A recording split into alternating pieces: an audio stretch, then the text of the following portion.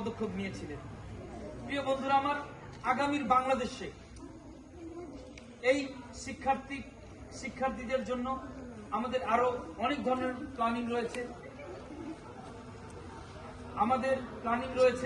আমাদের একটি সহায়ক ভাষা, আমরা এখন ইংরেজি এবং বাংলা যে মাধ্যম পড়াশোনা করছি, এর পাশাপাশি আমাদের অন্যান্য দেশের ভাষা, যেটি আমাদের কর্মমুখী জীবন ব্যবস্থার জন্য, যেটি আমাদের উচ্চ শিক্ষার জন্য সহায়ক ভাষা হিসেবে কাজ করবে।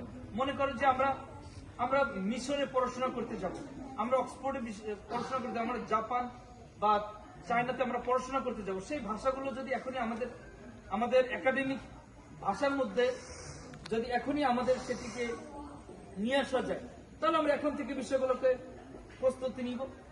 তো বিষয়গুলো অনেক ধরনের প্ল্যান প্রোগ্রাম রয়েছে প্রিয় বন্ধুরা আমার, সেই বিষয়গুলো আস্তে আস্তে আমরা সকলেই জানবো। তো প্রিয় বন্ধুরা আমার, উদাত্ত আহ্বান থাকবে, সচেতন হওয়ার পাশাপাশি আমাদেরকে ছাত্র সংগঠন সম্পর্কে ধারণা রাখতে হবে। আমাদের প্রধান কাজ হচ্ছে আমাদের একাডেমিক শিক্ষা ব্যবস্থা।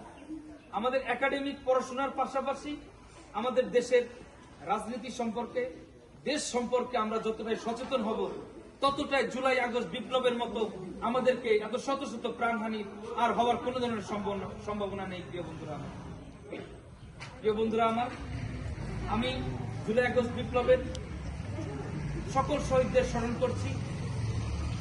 স্মরণ করছি যারা পঙ্গুত্ব বরণ করছে।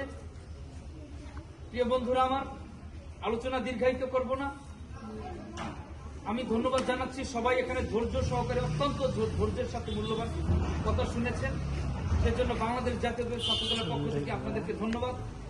শহীদ প্রেসিডেন্ট জিয়াউর রহমান অমর হোক, দেশনেত্রী বেগম খালেদা জিয়া জিন্দাবাদ, আগামী বাংলাদেশ তারুণ্যের অহংকার তারেক রহমান জিন্দাবাদ। সবাইকে ধন্যবাদ।